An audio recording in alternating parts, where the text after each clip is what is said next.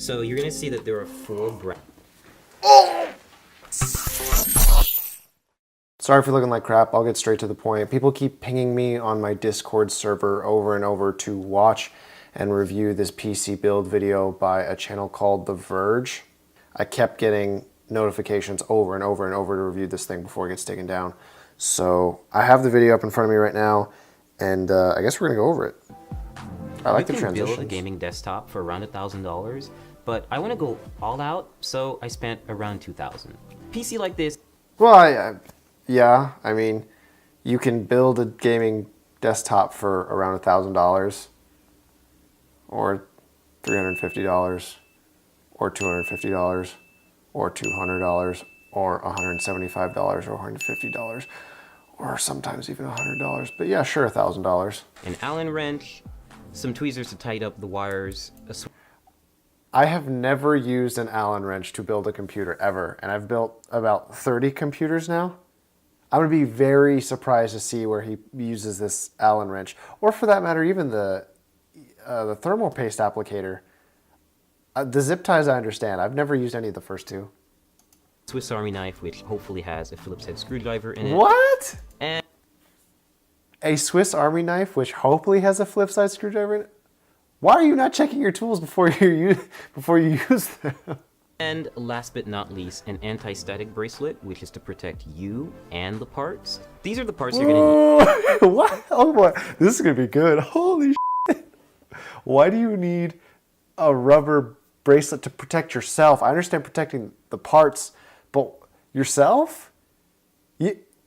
Unless there's power going through the parts you're working with, you don't need to protect yourself from what, static electricity? Where you're gonna do the Running Man on the carpet really fast and then you're gonna shock yourself? If you want to better understand what kind of computer to build, then first figure out what you want to use it for. A gamer might care more about a graphics card than, say, a video editor, who might want extra RAM to assist with editing large files. Whoa, hold the f***ing phone. Okay. I'm a video editor first before a computer builder, all right? Yeah, we care about RAM. Like, we definitely care about RAM. We don't want a little of it, and we use more than most people. But the CPU is looking a little small on that graph, buddy. Like, video editors, there's a reason that we have and really always go for the really nice processor first. So you're starting to lose me a little bit more than before. Chose Asus's Z370 motherboard for two main reasons. One, it has built-in Wi-Fi and Bluetooth, and also it has support for NVMe SSDs, meaning you can get really... What the f*** are you doing? He's putting in the motherboard before he's putting in the processor and the RAM. I mean, yeah, you can do that. That's actually how I built my first computer, but if you're making a tutorial on how to build a gaming PC, I don't know if I want this to be your first build. So, raising some red flags. Pay close attention to the brace that goes at the back of the computer. You always have to make sure that you really hammer it in, because there's What? No f***ing way! He's calling the I/O shield a brace. There's no way. He's got to be talking about something different. He can't be talking about the I/O shield. SSDs, meaning you can get really fast SSDs that are really easy to install. Pay close attention to the brace that goes at the back of the computer. You always have to make sure that you really hammer it in. He's talking about the I/O shield. Oh my. Oh my god. This guy's an idiot. I love this. This is like, I don't know, it's like a reality TV show. This is like a joke. Holy god. The slots first, and just aligning the stick with the middle of the strip. He has two sticks. Why is he opening up all four DIMM slots? I don't even, at this point, I'm curious if he even knows that they're called DIMM slots. Okay, so step 4, we're going to install the graphics card. I chose PNY's GTX 1080, which is overclocked, and so... The hell? If you got a $2,000 budget, you can't afford a better brand than PNY? What the heck? I mean, not to knock PNY, they're not, bad by any means, but... No. Now, which lane you choose depends entirely on what other parts you're going to put in the system. I'm just gonna pick the top one because No, no, no, no, no, SSD. no, no, no, no, no, no, no, no, no, no, no, no. What? Which lane you choose? No, there are different kinds of PCIe Express lanes. There's like there's a 16 and 8, and you know I'm not going to explain this perfectly, but depending on the one that you pick, there's like bandwidth limits. Like if you pick the 8 over the 16, you are like putting a cap on what your graphics card can do. So all you have to do is take the brick and make sure that you align it with these little insulating pads so that the power supply doesn't short circuit and come into contact with the rest of the system. Whoa, hold the phone. You are actually an idiot. Oh my God. So you can't short circuit the system? What? Do you even know what you said? Hold on, back up. You align it with these little insulating pads so that the power supply doesn't short circuit and come into contact with the rest of the system. Okay, so hold on. If the chassis of your power supply touches your case, it's gonna short circuit the rest of your system? What are you on, dude? What the Like, this is a sponsored video. This is presented by Capital One. This is the this is a bigger scam than any of my other videos. This is a scam. This dude has no idea how to build a computer. I don't see fans for this radiator anywhere. Does he put the fans in this radiator? First, before you install it, because you can see it takes up a lot of space. So next up, cables. He didn't install fans. He didn't install fans in the radiator. This man is actually a legend. I love this man. Oh my God. More. Every power supply is going to come with a big bag of Velcro cables. It's Did kind he of say daunting at every first. You power always have supply is find going to come clues with a big bag of cables? So next up, cables.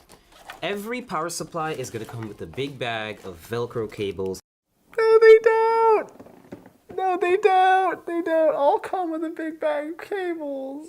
This is so sad. Okay. I feel like I don't even have to like argue this to you. If you watch my videos, I feel like you have a basic understanding of building a computer, but unless you have a modular power supply, they don't come with a big bag of cables. They will already be connected to your power supply whether you like it or not. Intel Confidential. Ooh, that's fancy. I wonder what it is. We're just going to take this little plastic part out. We'll just toss that out of here. And now we have an exposed CPU holder, or rather slot, on the motherboard. Just call it a socket. It's a socket. It's not a holder. It's a socket. And we're going to use the CPU applicator. This is a special little part that not everyone may get, but this motherboard that we got from ASUS definitely does have. It's called a CPU installation tool. It makes it really useful if you want to install a Core i7 hexa-core CPU. Yeah, we've got one, and it's an 8th generation. Oh my God, that's so cringy. That's right, folks. We got one. Oh, this is too much. What does he say he has? Got from ASUS definitely does have. It's called a CPU installation tool. Oh my God, no. It makes it really useful if you want to install a Core i7 hexa-core CPU. No. We've got one, and it's an 8th generation chip, and it's ready to go. Oh man. Okay, so it's like an 8700K. Yeah, it must be an 8700K. You don't use the tool. You just drop the processor in the motherboard, dude. So what having this little installer does for you is it's basically a brace that you can apply right to the CPU and light it up with the triangles that you'll see on the bottom left corner. No, the triangle's on the motherboard. And this will make it easier for us to apply it to the motherboard, No, and it apply doesn't. thermal paste, and then apply a CPU cooler on You top. don't apply anything. And You we're just just going drop to it. carefully lean it down into the system and make sure that everything lines up. You took the And tool we'll off clasp and you down threw on it to it the and we'll be side. good to go. Look at this. He knew he f***ed up in this video. He knows he f***ed up because look, the tool is like right here. It's to the side. He knows he didn't need it. Now we can't delete everything he said because the editor is someone else other than him. The final portion is to add the CPU cooler to the top end of the processor. So you're going to see that there are 4 brackets. It's like someone threw up thermal paste onto his processor. No, if this is the first time you've ever seen one of my videos, don't ever apply thermal paste like that. Oh my God, you know, I just noticed he installed his RAM wrong too. Dude, I can't even make fun of this guy anymore. He's actually like messed up like almost everything. You see this right here? His RAM sticks are right next to each other. He's breaking the dual channel on his motherboard. Wow. I actually know this Z370. I've worked with it before off channel. So I know that when he actually turns this computer, I haven't even seen this. I know that when he turns this computer on, I know that it's going to boot to the BIOS and everything. But like, this is very inefficient. This is bad. You're not supposed to do that.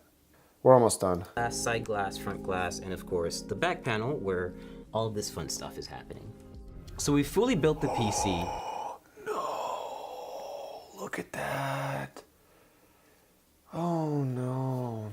Look, man, I know I've shown some bad cable management on the channel before, but like not with a $2,000 budget I have. Oh my God. Okay, so the radiator has the fans on now. He forgot to install it during the build, but now there are fans up there, so he forgot, and he just didn't even bring that up. And oh man, this is just curved so whack. And then what is this? Oh, these are the power cables. They're just hanging over the motherboard. He's got his HD audio cable just slanging out for the world to see. It's just hanging there. So right now I'm playing League of Legends. It's one of my favorite games. I'm actually playing against a bot. What? And I'm distracted, so I'm not actually doing so well. But you got an 8700K and a 1080 inside, and you're benchmarking with League of Legends? This can't be a troll video. Like, he actually must be like completely serious the entire time while shooting this thing, because this is a sponsored video. And they have over 2.1 million subscribers. There's just no way this is a troll video. Like, this guy's actually serious. For context, League of Legends, go and read this. The minimum requirement for League of Legends is literally a single core processor. The developers actually tell you that the game can be run on a processor with one core. This guy's using an 8700K and benchmarking League of Legends as if it's impressive. high frame rates like I am right now. Oh man, you guys don't know this or the context of this because I'm like a diehard League of Legends fan. But the fact that you play Yasuo, bro, and the fact that you just threw a Q out to God knows where. Let's watch this. And hopefully... What is this Q, buddy? What is that? Who is this hitting? What are you doing? Why do you have 50 HP against a bot? This is your life. Stefan, if you're watching this, this is you in a still frame. Have really high frame rates like I am right now. I'm averaging 120 FPS, and that's only because I've actually locked the game to that frame rate because I can get around 300 FPS playing League on maximum settings. The reason you have it capped at 120 frames per second is because you probably are not using a monitor that is 144 Hertz, so anytime you get super high frame rates, you're probably experiencing ghosting and Yasuo showing up all over the place because your panel can't keep up with your system. And of course now we also have a computer to test and benchmark games here at The Verge. Oh, Capital One. Oh, you gotta get your logo scraped off this thing. Holy moly. They have like to dislike and comments disabled. Do they do this for all their videos? Hey YouTube, it's me. No, they don't. They don't do this for all their videos. They just did it for this one. People must have reacted so bad. All right. I need to get going to sleep, but I'm glad I recorded this, I think, before it gets taken down. I mean, they should take this down.